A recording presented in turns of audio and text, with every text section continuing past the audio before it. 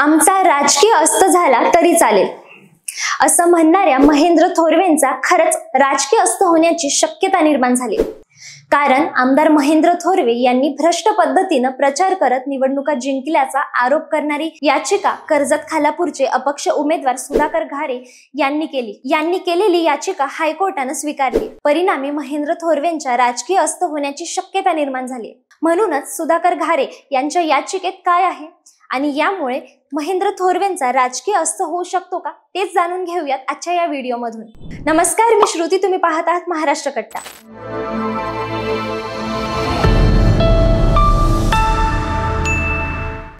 महाराष्ट्रात झालेल्या 2024च्या विधानसभा निवडणुकांवर अनेकांनी संशय व्यक्त केला, तर या संशयातून अनेकांनी याविरुद्ध आवाज देखील उठवला।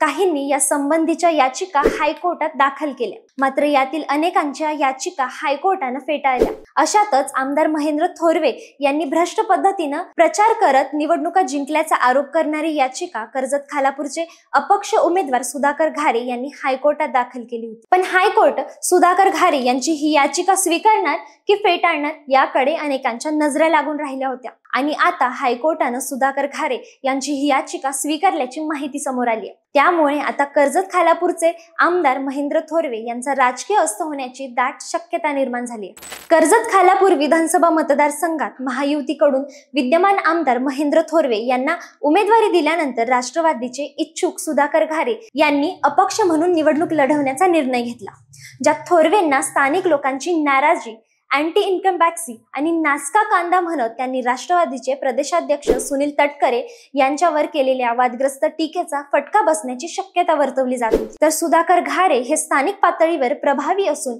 रायगड जिल्हा परिषदेच्या उपाध्यक्ष असतानाच्या कार्यकाळात त्यांनी काम करणारा नेता म्हणून जनतेत निर्माण केलेल्या त्यांच्या ओळखीचा, जनसंपर्काचा, लोकोपयोगी कार्याचा आणि मनसेच्या पाठिंब्याचा फायदा होईल अशी शक्यता वर्तवण्यात आली होती। त्याप्रमाणे कर्जत खालापूरची निवडणूक अतिशय अटीतटीची झाली। विधानसभा निवडणुकीत महेंद्र थोरवे यांना 94,871 मते मिळाली।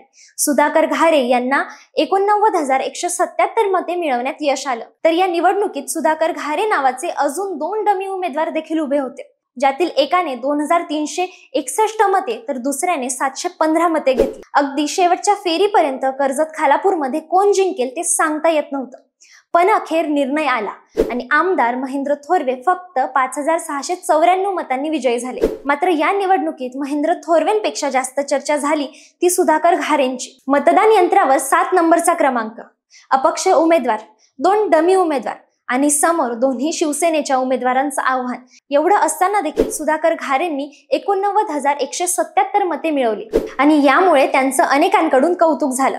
तर काहींनी महेंद्र थोरवेंच्या निकालावर शंका उपस्थित केल्या। विधानसभा निवडणुकीच्या निकालानंतर सुधाकर घारे यांनी आमदार महेंद्र थोरवे यांच्या विरोधात हायकोर्टात याचिका दाखल केली। महेंद्र थोरवेंवर भ्रष्ट पद्धतीने प्रचार केल्याचा आरोप करत त्यांच्या विजयाला आव्हान देणारी याचिका सुधाकर घारेंनी हायकोर्टात दाखल केली। नंबर 1, विरोधातील अपप्रचार। नंबर 2, डमी उमेदवार उभा करणे। नंबर 3, चुकीच्या अर्थात भ्रष्ट पद्धतीने विजय मिळवणे। नंबर 4, दादागिरी करणे आणि नंबर 5, भ्रष्टाचार करणे या संबंधीचे आरोप महेंद्र थोरवे यांच्यावर या याचिकेमार्फत करण्यात आले होते। तर हायकोर्ट ही याचिका स्वीकारणार की फेटाळणार याकडे अनेकांचं लक्ष लागून राहिलं असताना आता हायकोर्टानं ही याचिका स्वीकारली आहे।